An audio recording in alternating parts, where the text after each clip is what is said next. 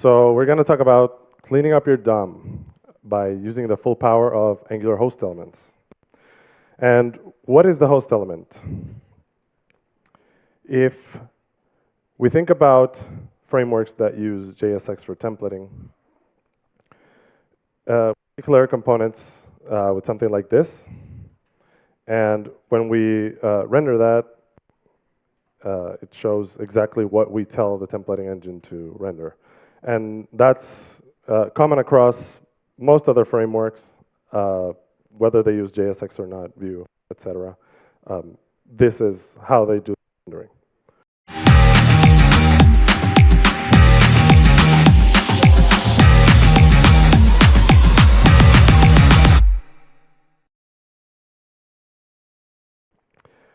Now in Angular, if you take exactly the same templating and you put it in a component, instead you get something like this.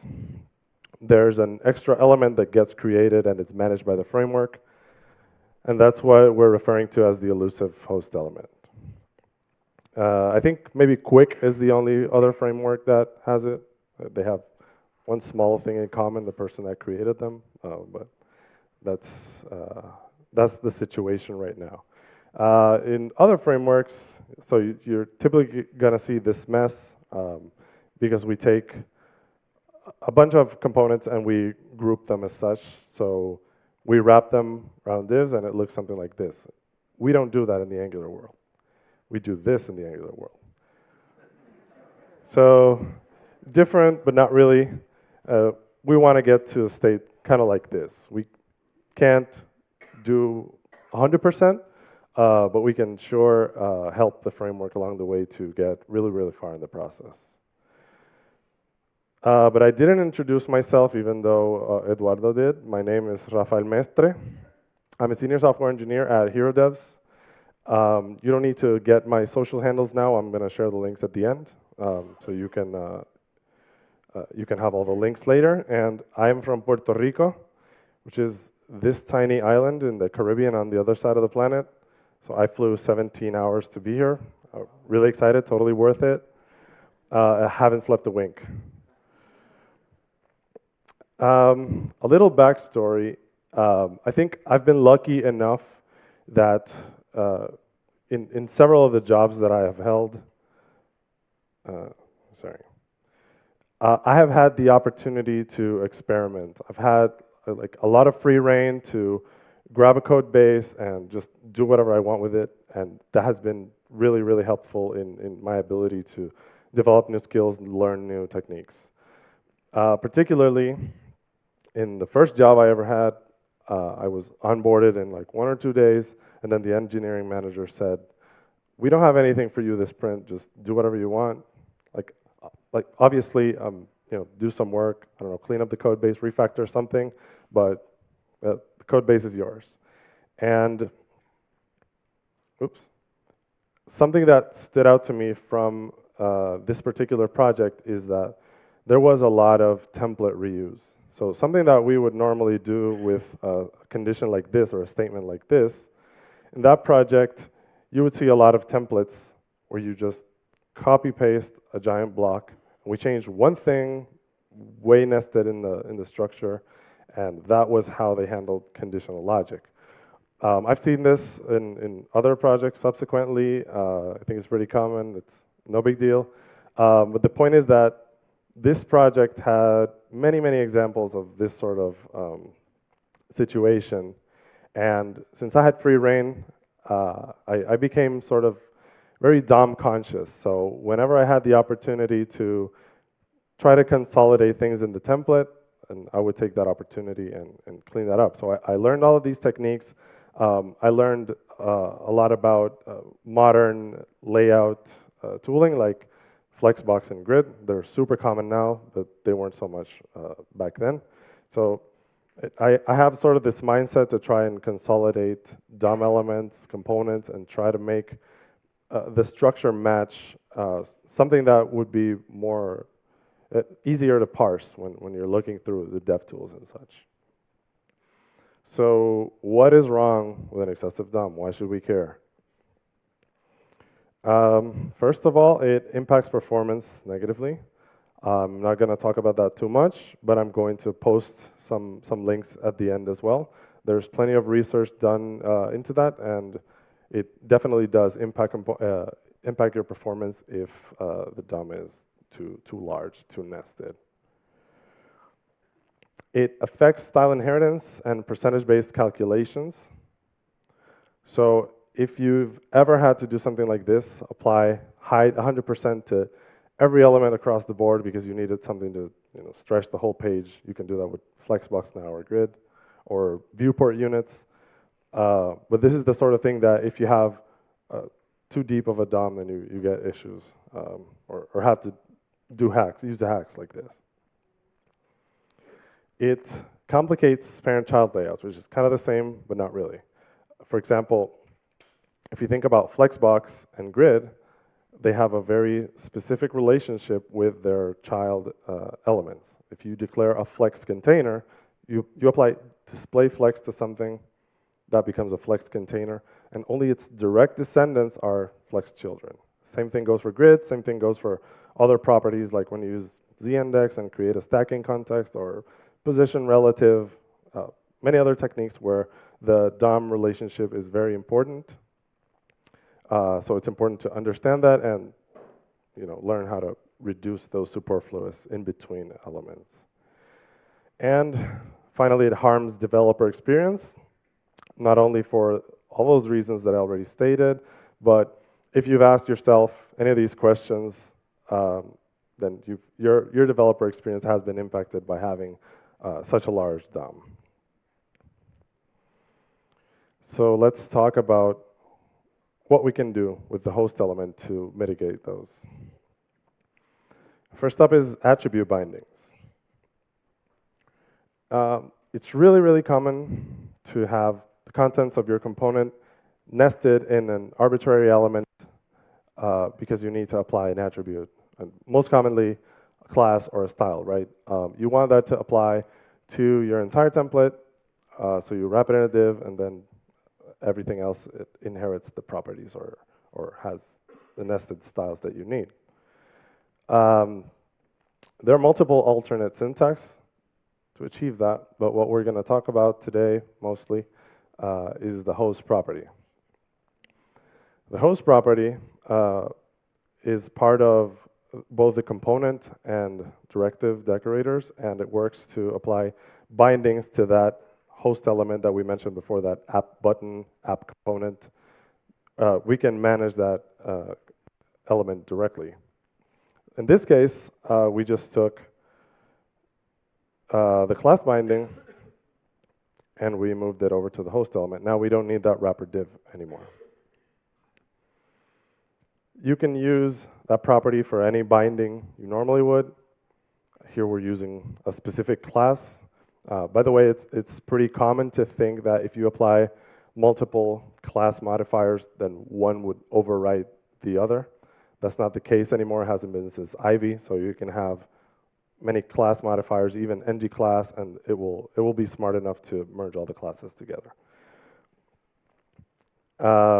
You can use it to bind attributes for testing directly to your host element, for accessibility.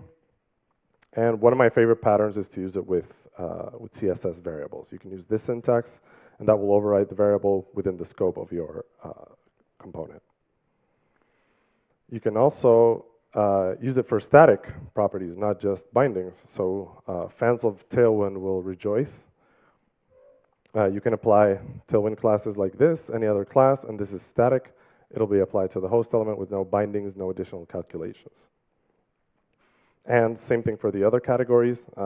Say you wanted to have a static label, you need a tab index, or you need to have a role for semantic HTML, you can apply those here. There's an alternative syntax. I think this is most commonly seen instead of the host property. We see the host binding decorator, and it has a very similar syntax, supports all the same things. But there's kind of a movement going on to deprecate the host binding decorator, and it's possible that could go away soon. There's some discussions going on, nothing is set in stone yet. I can talk about that a bit more in the Q&A if anyone asks about it, but it mostly concerns server-side rendering. Stay tuned for whether that happens or not. Next up is style sheets. We can bind classes, we can use Tailwind, we can do that in the decorator and the metadata. But if we need to apply static style sheets, that's what the host selector is for. Anything we put in here applies to our host element, colors, borders, padding, whatever you want to put in there. The most common thing we see here is display block. And it's so important that there's a CLI option to generate your component with display block. So if you don't know what the difference is, look it up. I assure you it's very interesting, very important. And that's one of the main use cases for this selector. You can also use it as encapsulation. Here I'm nesting the selector because probably most everyone uses Sass nowadays, but you can combine this like you would with any other selector with regular CSS syntax. But if, for example, for some reason you need to disable view encapsulation, but still scope some styles in a certain way, then you can combine them like this. And that's especially useful for when we're using ngdeep, which has been deprecated for 100 years, but we still need to use it for most versions. I think not even the latest one supports CSS variables. ngdeep breaks out of encapsulation, so even if you have it on, if you put something with ngdeep in the root of your style sheet, that's going to leak to the rest of your application. So you use it together with a host element, and then you ensure that it doesn't leak. And then we also have the host context selector, which takes another selector that applies something based on the outer context of the component. So if you need to change styles, for example, based on a theme, I don't suggest using input properties or services, or I like to keep style things in CSS. So this is one way where you can have a component self-manage its themes without resorting to JavaScript. Next up, event bindings. I'm kind of gonna glance over this one because same thing we talked about with attribute bindings applies here. We want to capture a click event, right? Or any event. It's really, really common to just wrap your entire component, put the event there, and wrap the contents with an element you otherwise don't need. Same thing, same syntax applies. You can move that to the host property, manage your events there. This supports any other extended syntax related to events, like global handlers like window or document, or event manager plugins like prevent or similar plugins. This prevent keyword is not part of the native Angular syntax, so don't try it unless you've installed a package or have the support for it. And also on a similar vein, there's a decorator for this as well. Same thing applies, might get deprecated, I don't know. The main difference in this case is that you have to pass in a second argument, which is an array of the arguments that you want to pass to the function itself. In most cases, you're just going to use $event. Sorry. But you can also pass child properties of the event using dot notation. Excuse me.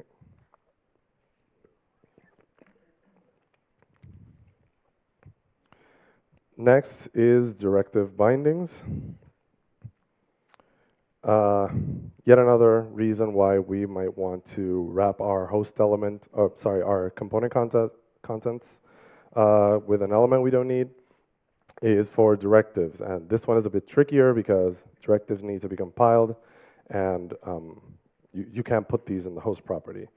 The other possible way to handle this would be to rely on the consumer of the component to have to place that directive on it every time. And that's just not reliable. component should be self-contained and provide anything it needs to operate. So since v15, we have the host directives property that Fabio talked about briefly earlier. This is how you use it. You have an array. You can only use standalone directives in the host directives array, but I think the compiler will error if it's not standalone, so you should be good. You can forward inputs and outputs by using this syntax. There's another property just called outputs, and then that acts sort of like a pass-through where the component that you've attached the directive to can take in an input and pass out the outputs of the directive. And then you can also alias those inputs. So CDK drag has a CDK drag data input. You might want your component to expose that as something else. If you use this syntax, colon alias, and then that your component takes in that new input as something to pass through to the other directive. And then one thing I always like to mention is that with directives, with components, dependency injection is everywhere in Angular, and it's really powerful to be able to inject all of these constructs in this way. I talk about that a lot in my previous talk, forms and dependency injection, where you can, anything that is a provider really, and that includes components and directives, you can inject them like this and interact them or interact with them or compose them in many, many ways. What if you don't need a component? Well, like I mentioned before, the host property is actually inherited by the directive decorator. So if you need a directive, you can still use the host property, and everything that we've talked about so far applies here. Host bindings, host listeners, static properties, etc. So this is also similar to something that Fabio shared, but if you need to create some reusable logic like this, you put it in a directive and then use the host property to manage events or any other binding.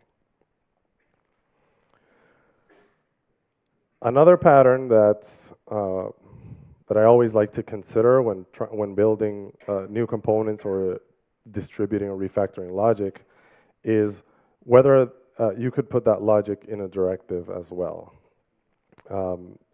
A directive is self-contained in every sense of the word. So if you have some reusable logic, maybe in this example, I'm talking about the store here. If it's locked down to a specific action, it might not fit your use case. But the point is that you can inject dependencies here and extract more and more logic out of your components. And another pattern that I think is really important is that you can use any type of selector in directives and components. You don't need to target attributes, you can target components. And I particularly use this a lot when I need to enhance a component or a directive that I don't own. In this example, I'm using AgGrid Angular because instead of, if I have a set of rules that I want to use with AgGrid, I don't necessarily have to have the developer implement them every time. You can extract this into a directive that uses the same selector, and all you need to do is import the directive whenever you need to use the augmented version. You can probably compose this in some way such that you don't need to import both. You could, for example, restrict the AgGrid module from being imported directly, and then have force the developer to import your module or array that includes both things at the same time, and then enhance components and directives that you don't own using the element syntax. What if you do need a component? We already talked about that, but in this case, I'm referring to kind of a crossroads of whether you need a component, or you need a directive, or you need a component with an attribute selector.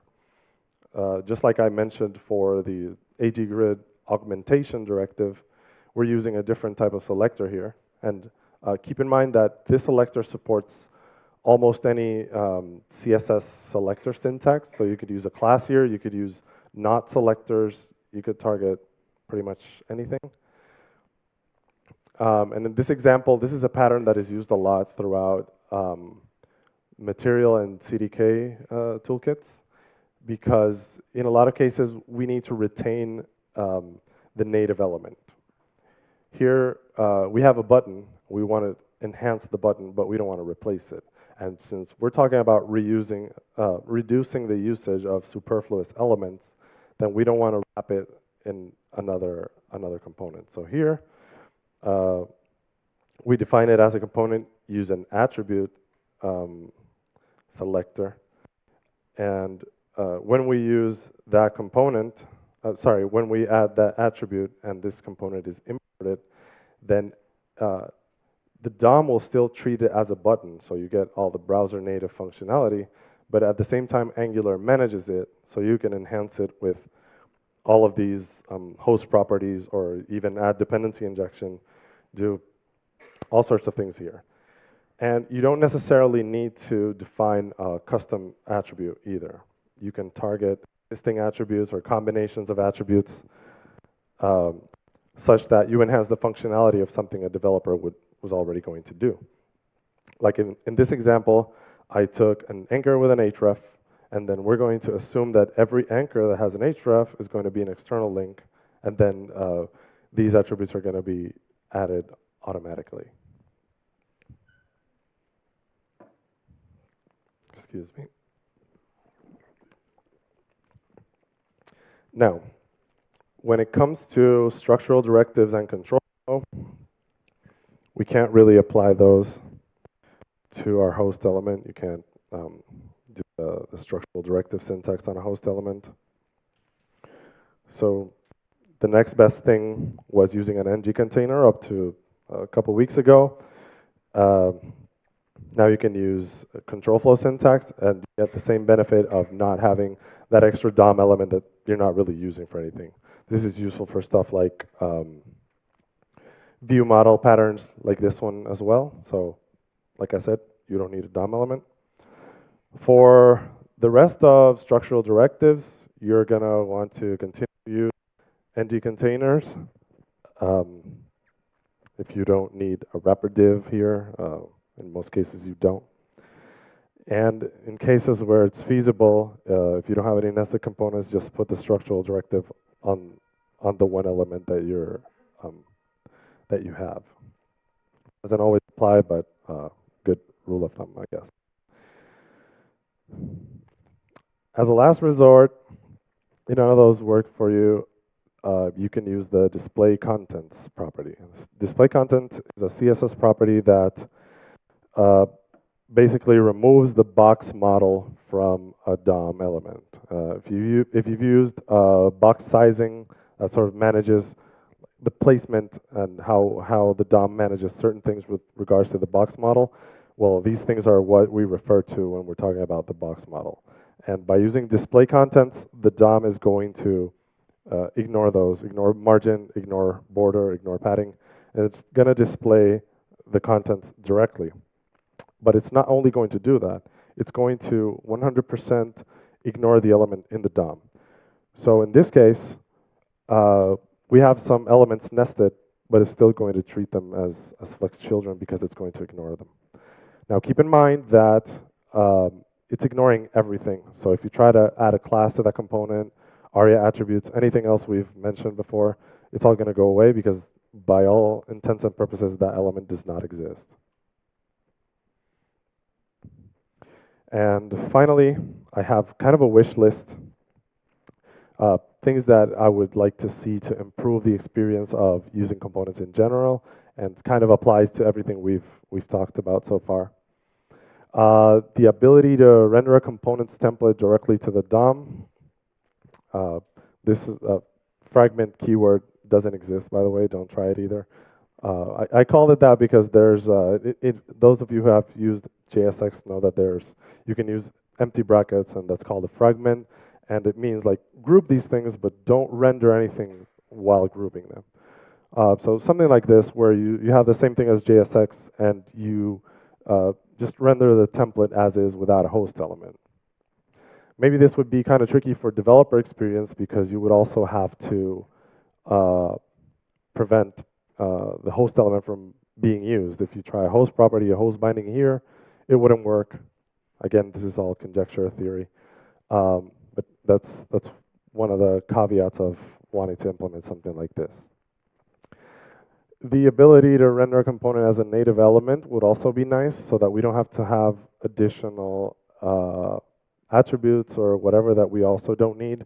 So if we want to wrap a button, but what we need in the end is the button, then it would be nice to have a syntax that removes the host element as well and just replaces it with the DOM element that we actually need.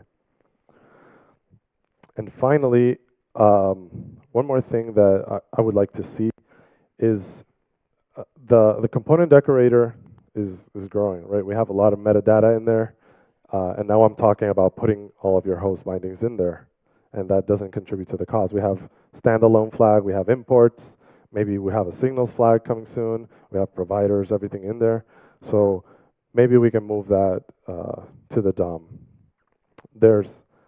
This one is at least more tangible than the other ones. There's an issue for a syntax like this, and it's open since 2018, so maybe there's hope for this one at least.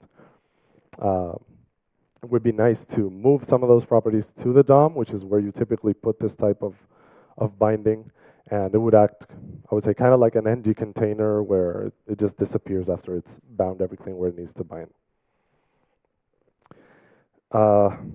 That's all I got.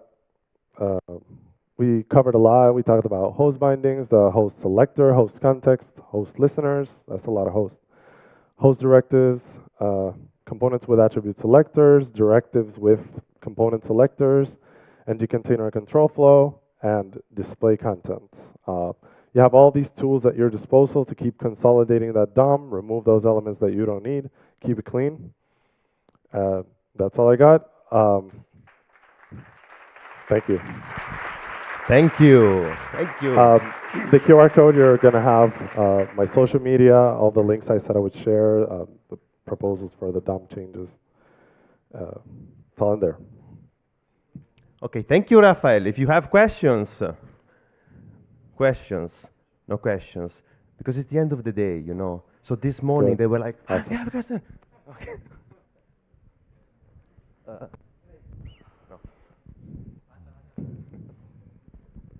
Hi, thank you for this interesting, very interesting topic. How do you pose? Just a question about: is there any gotchas on this approach? What kind of downfalls we can expect to happen, if there are any? I don't think there's any. You're just kind of moving syntax from one place to another, and in the process you're removing elements that you don't actually need in the end. So for the most part, I don't see any downsides with it. Okay, thank you. Any other question? Okay.